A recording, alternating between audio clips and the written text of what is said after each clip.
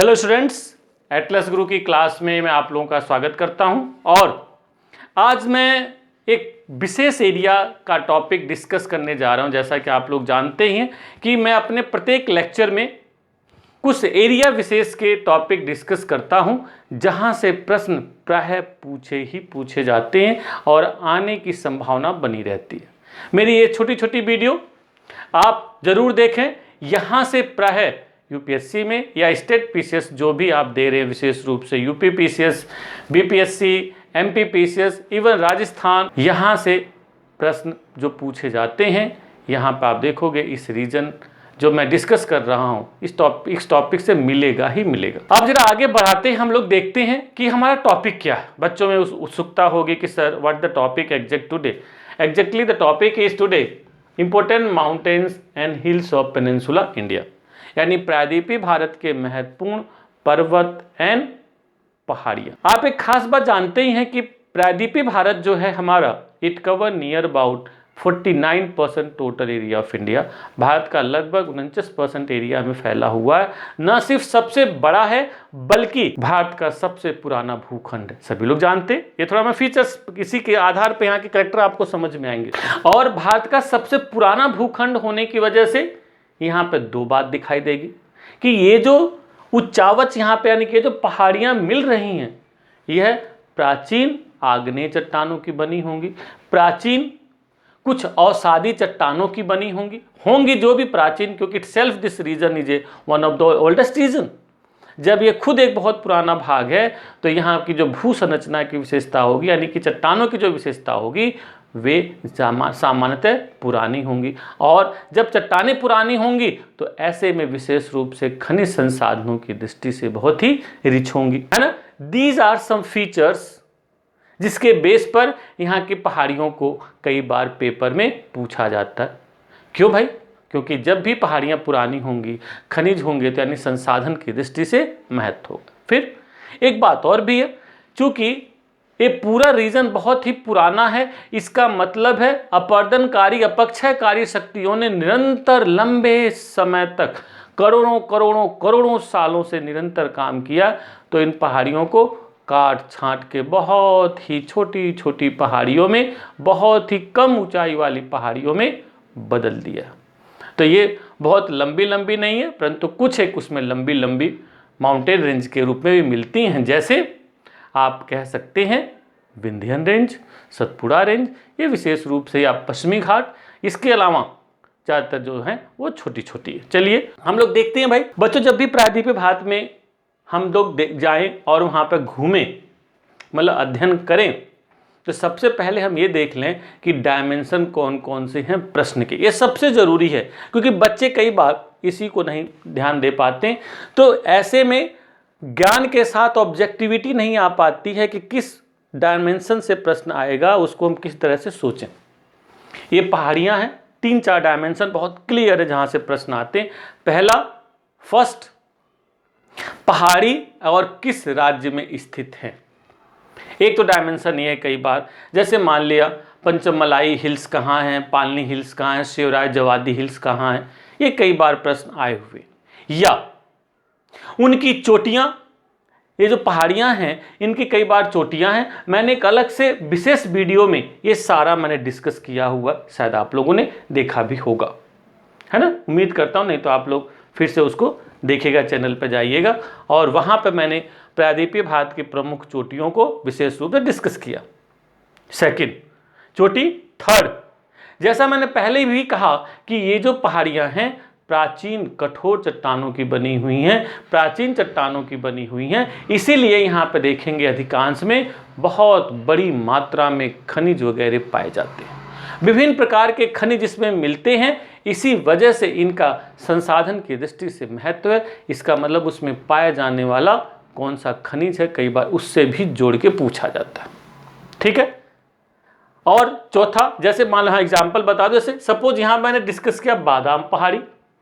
अब आप ये कह रहे होंगे सर उड़ीसा में बादाम पहाड़ी कहाँ से आ गई, हमने तो बादाम जम्मू कश्मीर में सुना हुआ है, ये उड़ीसा में बादाम कहाँ से आ गया। तो बेटा यही भूगोल है कि जहाँ कई बार कुछ चीज़ें अनप्रिडिक्टेबल होती हैं, है ना। सर्टेनिटी होते हुए भी अनप्रेडिक्टेबिलिटी भी दिखाई देती है। और पूछ लिया जाए बादाम पहाड़ी में क्या मिलता है, ठीक है। तो इस तरह से बहुत सारी चीज़ें होती हैं यहाँ पे रिसोर्स की दृष्टि से जो इनका महत्व। या सेवराय जवादी की पहाड़ियों में एल्यूमिनियम बड़ी मात्रा में मिलते, तो ऐसे में बहुत सारे प्रश्न यहाँ पे उससे भी आते रहते हैं। अच्छा, एक लास्ट और डायमेंशन है, और वो लास्ट डायमेंशन ये है कि ये पहाड़ियाँ जो हैं, ये देखिए ऊपर से नीचे, ऊपर से नीचे या नीचे से ऊपर, यानी कह सकते उत्तर से दक्षिण या दक्षिण से उत्तर, पूरब से पश्चिम, पश्चिम से पूरब, जो भी हो सकता है। इनका लोकेशनल ऑर्डर भी तो होता है। जैसे प्रश्न पूछा हुआ, ये सारी कोंडा दिया हुआ, नल्ला मल्ला, इरामल्ला, वेलिकोंडा, पालकोंडा, इनको उत्तर से दक्षिण अरेंज करो, या ये वाला सब पूछा हुआ, बाबा Budhan hills, Nilgiri hills sorry. तो यहाँ कहने का मतलब ये है कि ऐसे बहुत सारे डायमेंशन हैं जिन डायमेंशन से प्रश्न प्रायः पूछे जाते हैं, और आपका काम है उन डायमेंशंस को सोचना, उस पर काम करना, तब आईएएस के पेपर में सफलता सुनिश्चित होती है। आइए शुरू करते हैं इन सभी कंटेक्स्ट में। आप सबसे पहले चलते हैं Aravali. This is Aravali range. Aravali जैसा आप लोग जानते हैं दुनिया की सबसे पुरानी रेंज मानी जाती है, जो गुजरात के पालमपुर से शुरू होती है, राजस्थान में पूरा गुजरते हुए, हरियाणा से गुजरते हुए दिल्ली में मजनू के टीला या दिल्ली यूनिवर्सिटी का दिल्ली रिज का एरिया है, वहां तक ये पहुंचती है।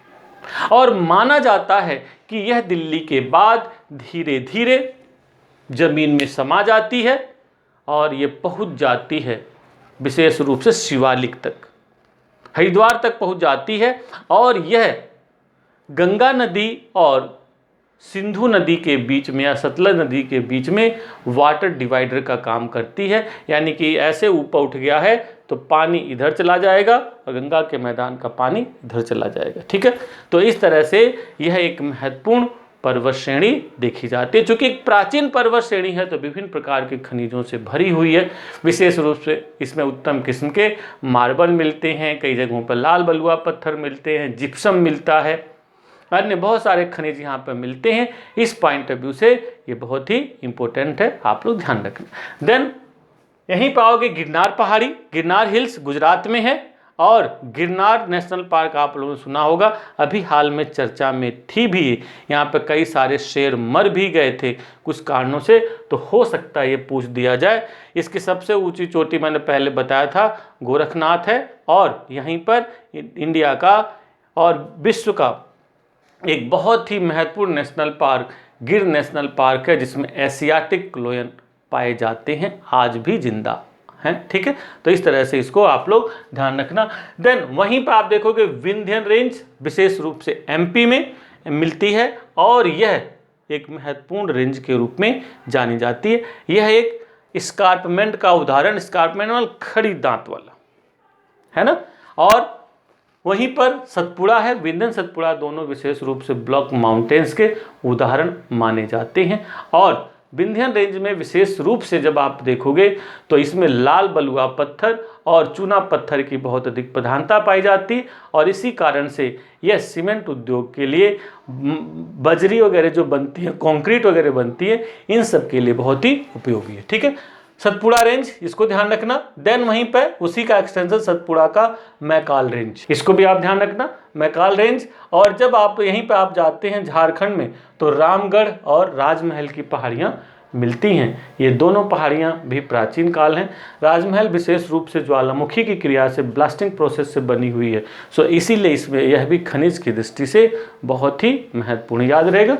वहीं पर आप नीचे की ओर आओगे गरजात हिल्स मिलेगी, और वहीं पर बादाम हिल्स उड़ीसा में मिलेगी, और यह विशेष रूप से लोहे आदि के लिए बहुत फेमस है। टिकारापाड़ा हिल्स सुना होगा आप लोगों ने, सुलेपात पहाड़ी सुना होगा, यहीं पर ये सभी आसपास के एरिया में हैं, और लोह अयस्क के लिए बहुत ही प्रसिद्ध हैं। खासकर बादाम पहाड़ी आप लोग ध्यान रखना, नाम तो बादाम है परंतु ऐसा बादाम है कि दांत तोड़ देता है, तो वही फ्रेज आप लोगों ने सुना होगा, लोहे के चने चबवा देना, यानी कि यहाँ पर बादाम पहाड़ी में लोहा मिलता है, ठीक है। देन फिर आप इधर जब आने लगते हो खोंडोराइट, ये आपको उड़ीसा में है, नल्ला मल्ला खोंडोराइट और नल्ला मल्ला, ये दोनों आंध्र प्रदेश में फैली हुई छोटी छोटी पहाड़ियाँ हैं और विशेष रूप से कुछ उत्तम किस्म के पत्थरों के लिए बड़ी ही प्रसिद्ध हैं, आप लोग ध्यान रखना। देन वहीं पर वेलिकोंडा, पालकोंडा और इरामाला, ये तीनों हिल्स आंध्र प्रदेश का जो रायलसीमा का क्षेत्र है, यानी कि दक्षिणी पश्चिमी भाग में आंध्र प्रदेश के, वहाँ पर ये सभी पहाड़ियाँ स्थित हैं। तो ये सभी ध्यान रखना। आप इसके लिए एक मैप इंडिया का लाइए और ऊपर से नीचे की ओर बढ़ना शुरू करिए, धीरे धीरे सब याद हो जाएगा। तो नल्ला मल्ला, इरामाला, वेलिकोंडा, पालकोंडा, ये सभी कहाँ हैं? आंध्र प्रदेश में, ठीक है। फिर वहीं पर जाओगे तमिलनाडु, जो कि ये भी एक प्राचीन भूखंड का एक क्षेत्र है। तो यहाँ पे जावादी हिल्स, सेवराय हिल्स, फिर पंचमलाई हिल्स, पालनी हिल्स, ये सभी तमिलनाडु में। विशेष रूप से सेवराय और जावादी हिल्स ये एल्यूमिनियम के लिए और उत्तम किस्म के पत्थरों के लिए, विशेष रूप से मार्बल्स के लिए बहुत ही प्रसिद्ध हैं यहाँ पर। फिर वहीं पर पंचमलाई वगैरह के ढालों पर चाय वगैरह की खेती भी खूब होती है। और फिर वहीं पे आते हैं यहाँ पर केरल में जब चलते हो तो कार्डामाम हिल्स, अन्नामलाई हिल्स, ये केरल की महत्वपूर्ण हिल्स हैं और इस रूप में बड़ी महत्वपूर्ण है क्योंकि यहाँ पर बहुत अधिक मसालों की खेती होती है। आप कार्डामम हिल्स के बारे में अनुमान लगा सकते हैं कि इसका नाम ही पड़ गया है कार्डामम्स, यानी कि कितनी यहाँ पर इलायची की खेती होती होगी और यही मसालों की खेती ने पूरे दुनिया का इतिहास बदल दिया। आप अनुमान लगा सकते हैं कि भारत का 93% जो लगभग मसाला पैदा होता है केरल में होता है और ख़ासकर इन्हीं पहाड़ियों पर, इसलिए यह पूरा क्षेत्र बड़ा ही महत्वपूर्ण है और आपके पेपर में अक्सर आता रहता है। अभी हाल में आप लोगों ने एक हाथी वाली प्रभा नाम की हाथी की घटना सुनी जिसके पेट में बॉम्ब लगा दिया गया था और वो बेचारी मर गई। तो ये पूरे एरिया में हाथियाँ बहुत पाई जाती हैं, टस्कर्स मिलते हैं। इसका रिफ्लेक्शन केरल के आप लोग देखोगे वहाँ के ट्रेडिशंस में भी स्पेशली दिखाई देगा। इसीलिए देखो आप कभी के IPL में एक टीम भी बनी थी कि कोचिन टस्कर्स, ठीक है। तो यहाँ बड़ी बड़ी हाथियाँ मिलती हैं, टस्कर्स मिलते हैं। इस पॉइंट ऑफ व्यू से इकोलॉजिकली काफ़ी इंपॉर्टेंट है और वही ह्यूमन और वाइल्ड लाइफ का कॉन्फ्लिक्ट कई बार यहाँ पे चलता रहता है। देन फिर वहीं पे आप आओगे तो अन्नामलाई हिल्स हो गई। फिर वहीं पर चलोगे ऊपर नीलगिरी हिल्स ईस्टर्न घाट और वेस्टर्न घाट का एक जंक्शन पॉइंट के रूप में जाना जाता है और इसकी दोदा बेटा सबसे ऊंची चोटी है और यह विशेष रूप से ध्यान रखना कोबरा का हेवन भी कहलाती है। हेवन ऑफ कोबरा भी से कहा जाता है, यानी कि जो नाग होते हैं, नाग का ये स्वर्ग है, यानी कि यहाँ पर बड़े इंडिया में सबसे लंबे नाग यहीं पर पाए जाते हैं। आप लोगों ने सुना होगा, आप लोगों ने तो खैर 2-4 फीट के नाग देखे होंगे, यहाँ पर 18 फीट लंबे नाग मिलते हैं। So called as a heaven of cobra, ठीक है। देन फिर यहाँ पर भी चाय की खेती वगैरह होती है। टोडा जनजातियों का एक बड़ा ही महत्वपूर्ण हैबिटेट एरिया है, वहाँ पर आवासीय क्षेत्र है। फिर वहीं पर कर्नाटक में आपको मिलेगा बाबा बुदान हिल्स। बाबा बुदान हिल्स विशेष रूप से लोहे के लिए बहुत प्रसिद्ध है और यहीं पर सबसे पहले भारत में कॉफ़ी की खेती भी इन्हीं के ढालों पर शुरू हुई थी, चाय और कॉफ़ी की खेती विशेष रूप से। तो इस पॉइंट ऑफ व्यू से भी बहुत महत्वपूर्ण मानी जाती है। देन बच्चों आप लोग आगे चलोगे, महाराष्ट्र में पहुंचोगे तो महाराष्ट्र में आपको कई सारी पहाड़ियां फिर मिल जाएंगी, जैसे हरिश्चंद्र, बालाघाट, सतमाला, अजंता, ठीक है। या उत्तर से कहो अजंता, सतमाला, बालाघाट, ये पेपर में आया भी है, ध्यान रखना, ये कई बार पूछे जाते हैं। तो इन सभी को आप लोग ध्यान रखना। अजंता एलोरा आप लोगों ने सुना होगा, मूर्ति कला और चित्रकला के लिए बहुत ही प्रसिद्ध पहाड़ियाँ हैं। इनका सांस्कृतिक रूप से, ऐतिहासिक रूप से विशेष रूप से महत्व देखा जाता है। देन वहीं पर सतमाला है, बालाघाट है, हरिश्चंद्र है, ये सभी पहाड़ियाँ यहाँ पर मिलती हैं। इन सभी को थोड़ा सा आप अपने माइंड में याद रखिए और मेमोराइज करिए और मैप पर प्लॉटिंग करिए। यहाँ से क्वेश्चंस मिलेंगे ही मिलेंगे, क्योंकि मैंने चोटियाँ भी पहले डिस्कस कर दिया, अब पहाड़ियों को डिस्कस कर रहा हूँ। आपको निश्चित ही यहाँ से कुछ लाभ होना ही होना, ये मेरा दावा है, ठीक है।